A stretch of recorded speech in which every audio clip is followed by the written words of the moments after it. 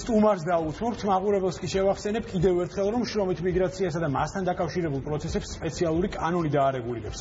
როგორც ბიზნეს კონტაქტისთვის არის ცნობილი, პარლამენტში მთავრობის ინიციატივით შესაძლოა კანონპროექტის სახელწოდებით შრომითი მიგრაციის შესახებ. ეს კანონი დაარეგულირებს საქართველოს მოქალაქის საქართველოში მუდმივი ბინადრობის ნებართვის მქონე უცხოელის ან საქართველოში სტატუსის მქონე მოქალაქეების ამ მქონე პირის შრომით მოწყობას საქართველოს ფარგლებს გარეთ, ასევე საქართველოში მყოფი მუდმივი ბინადრობის ნებართვის არ მქონე უცხოელის საქართველოში შრომით მოწყობასა და მის მიერ ანაზღაურებადი შრომითი საქმიანობის განხორციელებას. როგორც პროექტის განმარტებით ვარაჩია აღნიშნული, უნდა არსებობდეს შრომითი იმიგრაციის იმგვარი მექანიზმი, რომელიც ინვესტორს დაამსაქმებელს მხოლოდ იმ შემთხვევაში მისცემს სამუშაო ძალის ქვეყანაში შემოყვანის უფლებას, როცა დამსაქმებელი შესაბამისი კვალიფიკაციის პერსონალს ადგილობრივ ბაზარზე ვერ მოიძიებს. თემაზე სასაუბროთ ჯანდაცვის სამინისტროს შრომისა და დასაქმების სამსახურის ხელმძღვანელი ქალბატონი ელზა ჯგერენაია შემოგვიერთდება პირდაპირ ეთერში. ქალბატონო ელზა, მოგესალმებით, ძალიან დიდ მადლობას მოგახსენებთ, რომ იღებთ მონაწილეობას ჩვენს გადაცემაში. ძალიან კონკრეტულად ასპექტებს დავყვებით და საკმაოდ საინტერესო ქვაკუთხედები წამოჭრა ჩვენმა რეპორტიორმა. ძალიან კონკრეტულად ამ მიმართულებებს განვავრცობთ, უშუალოდ მაინტერესებს თქვენგან და საზოგადოებას, რომ ჩავაყენოთ საქმის კურსში, არის თუ არა უშუალოდ პუნქტი ჩადებული, რომ შეიზღუდოს გარკვეულწილად უკანონო გადინება სამუშაო ძალის და ასევე შემოდინების კუთხით. ეს ყველაფერი ატარებს თუ არა, შეიძლება ითქვას, პროტექციონისტულ ხასიათს საქართველოს მოქალაქეებისთვის. მიმართებას გულისხმობ, ანუ უცხოელი სამუშაო ძალასთან მიმართებაში. მოგესალმებით, მივესალმებით თქვენს მაყურებელს. ორიოდე სიტყვით შესავლისთვის ვიტყვი, რომ რამ განაპირობა თვითონ ამ კანონპროექტის შექმნა. ეს არის იმ არალეგალური მიგრაციის ძაფრმა ტენდენციებმა, რომელმაც იჩინა თავი არამარტო საქართველოში, არამედ ზოგადად მსოფლიოში და ამიტომაც ამას ერთ-ერთი ამას დამატებული საქართველოში აღებული საქართველოს მიერ აღებული ვალდებულებები ევროკავშირთან დაახლოების კონტექსტში, ვიზა ლიბერალიზაცია, სოციალური ქარტით მიერ აღებული ვალდებულებები და ყოველივე ეს გახდა ის საფუძველი, რომ შემდგარიყო, ასე ვთქვათ, შემუშავებულიყო ეს კანონპროექტი. რაც შეეხება თვითონ იმ ფოკუსს, რაზეც ფოკუსირდება და რასაც მიზნად ისახავს თვითონ კანონი, თვითონ ეს პროექტი, ეს არის პირველ რიგში არალეგალურ მიგრაციასთან ბრძოლა, ტრაფიკინგთან ბრძოლის, ასე ვთქვათ, პრევენცია და ამასთან დაკავშირებით თქვენ ახსენეთ და ძალიან სწორად ახსენეთ პროტექციონისტული პოლიტიკა, რაც ეხება ადგილობრივი სამუშაო ძალის, ასე ვთქვათ, ძალისათვის სამუშაო ადგილების და დასაქმების ხელმისაწვდომობას.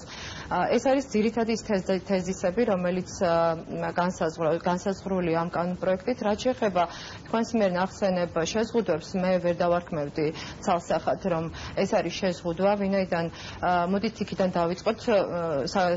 თვითონ სტრატეგია შეიქმნა 2013 წელს, მიგრაციის სტრატეგიის დოკუმენტი, რომელმაც განსაზღვრა ორი ძირითადი მნიშვნელოვანი კანონპროექტის შექმნა. აქედან პირველი კანონპროექტი, ანუ კანონის სახით, რომელიც უკვე მიღებულია, ეს არის უცხოელთა და მოქალაქეობის არ მქონე პირის სამართლებრივი მდგომარეობის შესახებ, სადაც განსაზღვრულია და ეს კანონი განსაზღვრავს უცხოელთა შემოყვანა საქართველოში, მათი ტრანზიტით გავლა, სამართლებრივ საფუძვლებს და ასე შემდეგ. რაც შეეხება შრომითი მიგრაციის კანონპროექტი, რომელიც დაევალა თვითონ ჯანდაცვის სამინისტროს, სამინისტრომ მოამზადა ეს კანონპროექტი და სადაც იყო გათვალისწინებული, ესეთ ის 90 დღე, რომელიც არის თქვენთან ჩადებული და აქ არის ქალბატონო ელზა, მე ვიცი, რომ იგივე ქართული მხარე საკმაოდ დიდი ხანია თანამშრომლობს საერთაშორისო ორგანიზაციებთან, იგივე მიგრაციის საერთაშორისო ორგანიზაცია, ევროსაბჭო, ევროპის უსაფრთხოების და თანამშრომლობის ორგანიზაცია, თუმცა მე მაინტერესებს მაინც ლოკალური ბაზრის ჭრილში. საკმაოდ მსხვილი ინვესტორები და მე მინდა მაგალითად მოვიყვანო ჰუალინგ ჯგუფი, რომელიც არის ერთ-ერთი ყველაზე მსხვილი ინვესტორი და ეს სტატისტიკამაც აჩვენა, მას ყავს დასაქმებული როგორც ადგილობრივი მოსახლეობა, ასევე უცხოელი მუშახელი. თქვენი აზრით, ეს ხომ არ იქნება, ვთქვათ, ინვესტორისთვის გარკვეული სახის ბარიერი, რომ მან თქვათ შემდეგში უკვე სამუშაოები დასაქმების პოლიტიკა აწარმოებს საქართველოში და ასე შემდეგ.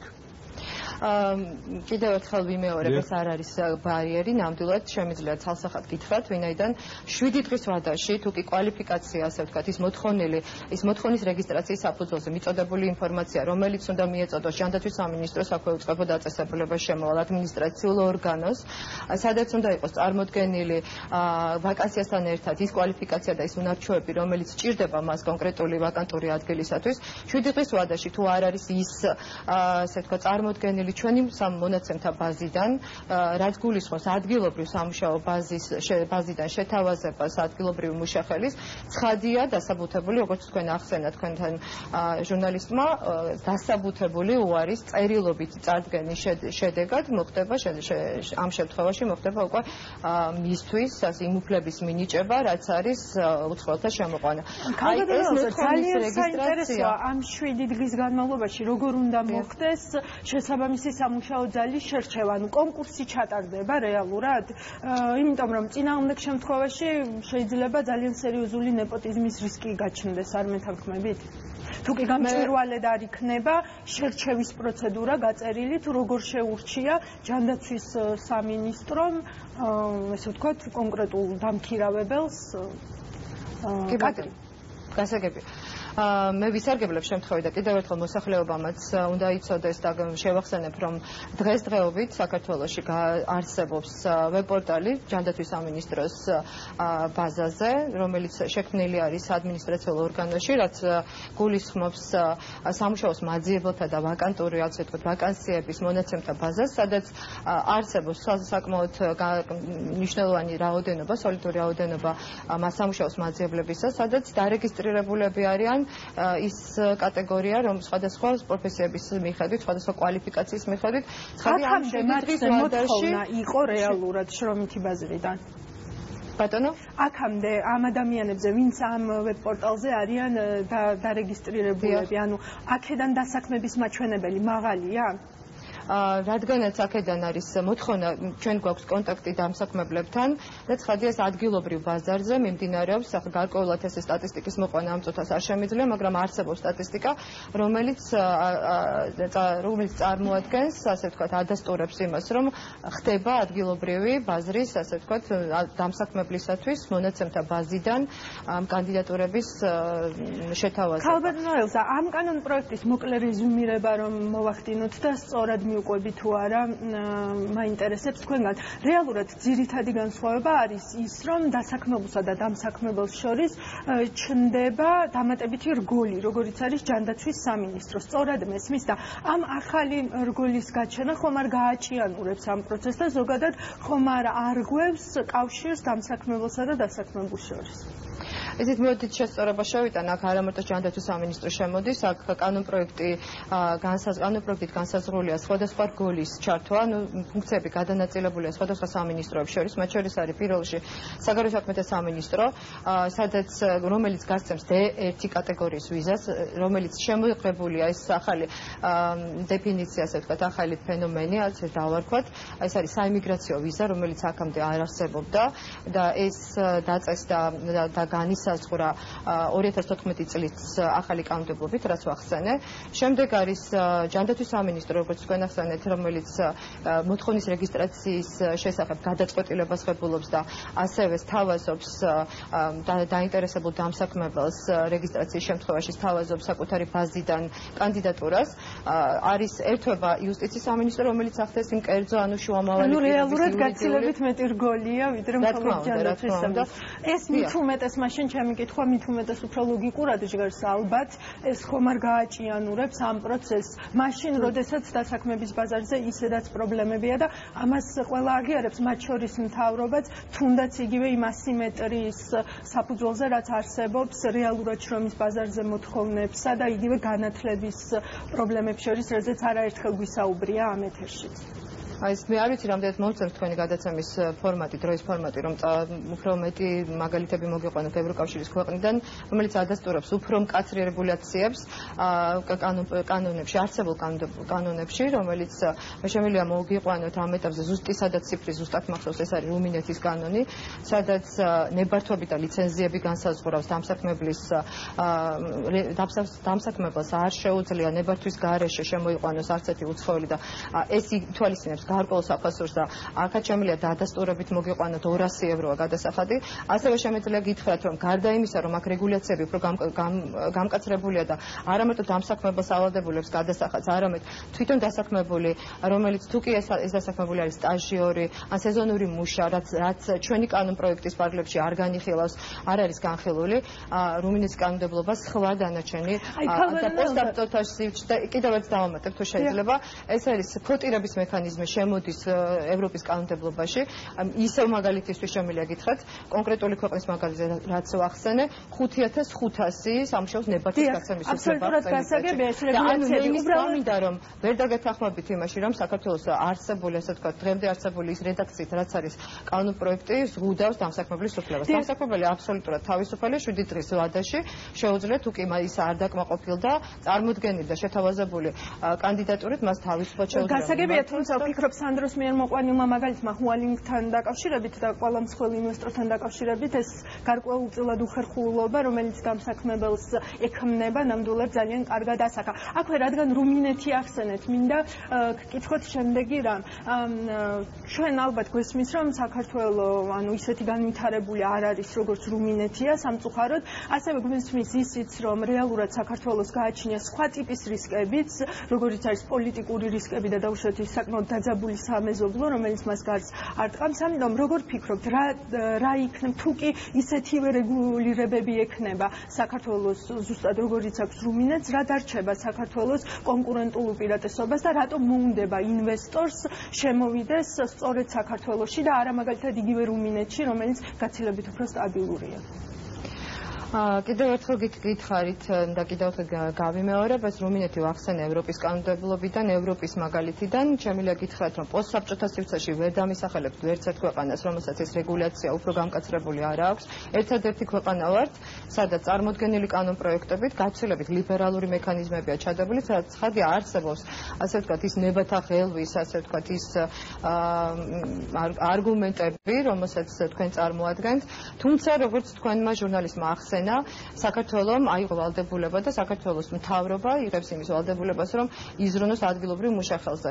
თქვენ კარგად მოგეხსენებათ, რომ ეს არის ზუსტად ის პროტექციონისტული პოლიტიკა, სადაც უნდა იყოს გათვალისწინებული ეროვნული შრომის ბაზარი და მისი პოლიტიკა, ვინაიდან კარგად მოგეხსენებათ, რომ ამ არალეგალური მიგრაციის ტენდენციებმა აზარალა და დააზიანა არა მარტო დემოგრაფიული, არამედ ეკონომიკური თვითონ მდგომარეობა, სიტუაცია ქვეყანაში და რამაც წარმოშვა საკმაოდ დიდი პრობლემები და ამან განაპირობა ადამიანური კაპიტალის დევალვაცია და სწორედ ერთ-ერთი ფოკუსი კიდევ ერთ-ერთი რაც შემიძლია დაგიდასტუროთ ის არის რომ აქ თვითონ კანონპროექტი ფოკუსირებული არის ტვინის გადინების რასაც დღეს ხედავთ ანუ ინტელექტუალური რესურსის გადინების ტრანსფორმაციით ტვინის შემოდინებით ანუ ეს უნდა ჩაენაცვლოს ისე უნდა მოხდეს ეს ისე უნდა იყოს ეფექტურად გამართული ეს პოლიტიკა რომ მოსახლეობიდან ის ასე ვთქვათ ის მოსახლეობა რომელსაც უკვე დაკავშირებულია კარგია რომ დაუბრუნდით იმ საკითხს ანუ რაც დასაწყისშივე წამოვჭერი ანუ ვთქვათ გადინება სამუშაო ძალის გადინება ამჯერად უკვე საქართველოსთან არის თუ არა ბერკეტები რომ ვთქვათ არსებობს ორი სახის გადინება ერთი ტვინების გადინება რაც თქვენ ახლა ბრძანეთ და მეორე მხრივ ეს არის არალეგალური გადინება აი არსებობს თუ არა ბერკეტები კონკრეტულად რომელიც ამ ორ მიმართულებას შეიძლება ითქვას შეაჩერებს და ის ადამიანი ვთქვათ ვისაც სურს საქართველოს საზღვარს გარეთ დასაქმება ამ შემთხვევაში რა უნდა გააკეთოს როგორ უნდა მოიქცეს ეს ადამიანი კი ბატონო მოგახსენებთ რაც შეეხება არალეგალური მიგრაციის პრევენციას ეს არსებული კანონპროექტი ხელს უწყობს ასე ვთქვათ იმ არსებული იმ შემავალი ის ვალდებულებებით რომელიც არის ჩადებული ამ კანონპროექტში ეს არის რეგისტრაცია რომელიც ევალება შუამავალ ფირმას რომელიც შრომით მოწყობაში ეხმარება ადგილობრივ მოქალაქეს ეს იქნება თუნდაც უცხოელი რომელსაც ნებართვის ბინადრობის ნებართვის უფლება აქვს საქართველოში და ამ შემთხვევაში აქ შემოდის კონტრაქტების გარკვეული რაოდენობა. ანუ თვითონ ის იურიდიული პირი, რომელიც რეგისტრირდება იუსტიციის სამინისტროში, მან ასევე უნდა განაცხადოს, ასე ვთქვათ, იმ დამსაქმებელთან, რომელთანაც აპირებს ჩვენი მოქალაქის შრომით მოწყობაში დახმარებას, უნდა შეიმუშაოს, უნდა დაეხმაროს კონტრაქტის შემუშავებაში, კონტრაქტის დადებაში, უნდა მიიღოს მონაწილეობა. ამასთანავე ავალდებულებს, ასე ვთქვათ, ინფორმაცია უნდა მოიპოვოს შესაბამისი რისკების თაობაზე, თუ რამდენად არის ეს ლეგალური თვითონ ის არსებული ქვეყანაში, უცხო ქვეყანაში არსებული რეგისტრირებული ის დასაქმებული დამსაქმებელი როგორ უნდა მოიპოვოს ეს ინფორმაცია და რომც მოიპოვოს, ანუ რანაირად უნდა იყოს დარწმუნებული იმაში, რომ ეს არის უტყუარი ინფორმაცია. აი სწორედ ამისთვისაც, რაც თქვენ ახსენეთ, სწორედ ამისთვის შემოდის დამატებითი რგოლი, სწორედ ეს არის შინაგან საქმეთა სამინისტრო, სადაც გადამოწმდება ამ არსებული უცხო ქვეყანაში არსებული ამ დამსაქმებლების და უცხოური კომპანიების რისკის, ასე ვთქვათ, ფაქტორები. აი მე მინდა რომ მოვიყვანო მაგალითად აწარმოე საქართველოში, რომლის ერთ-ერთი კომპონენტი არის მაღალტექნოლოგიური, ძალიან თანამედროვე, კარგად გამართული საწარმოების მშენებლობა და დაუშვათ ამ კომპონენტის ფარგლებში, ვინც უკვე ისარგებლა აწარმოე საქართველოში ამ პროგრამით და გააკეთა კარგად გამართული წარმოება, სჭირდება დამხმარე უცხოელი და მისთვის გაცილებით უფრო ადვილია, ვინც უკვე იცნობს ამ თანამედროვე ტექნოლოგიას, მან მართოს ეს ტექნოლოგია, ვიდრე დაუშვათ ადგილობრივი იპოვოს, შემდეგ ტრენინგი ჩაუტაროს და შემდეგ გამოსცადოს და ნახოს რეალურად მას გამოსდის თუ არა მუშაობა. ხომ არ ფიქრობთ, რომ ზედმეტად ბევრი სირთულე შემოაქვს ამ რეგულაციებს?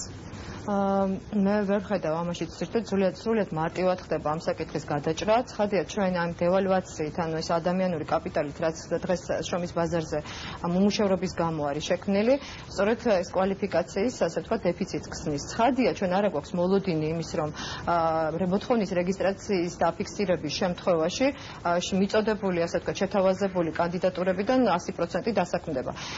ის კვალიფიკაცია თუ არ იქნება შესატყვისი წარმოდგენილ კვალიფიკაციასთან და იმ მოთხოვნებთან, ცხადია გაეთიშება, ისევ იმეორებ, სრულად თავისუფლად შეუძლია შესაბამის ტექნოლოგიებთან, კარგად აპრობირებული, ასე ვთქვათ, მისი მართვის პროცესებთან აპრობირებული საკუთარი უცხოელი მუშაობა. ანუ ამას თქვენ ასეთ ინდივიდუალური кейსი აჩვენებს და კიდევ ერთი მიმართულება მაშინ, რომელსაც ასევე განყენებულად აქვს დათმობილი, როგორც ვიცი ყურადღება, ეს დაბეგვრის საკითხია. საქართველოში ბინადრობის არ მქონე პირის ამ პირიქით ყოფნას, ვთქვათ, ყოფნის შემთხვევაში დაბეგრის სისტემა როგორი მოქმედებს? ანუ ის ჩვეულებრივად დაიბეგრება?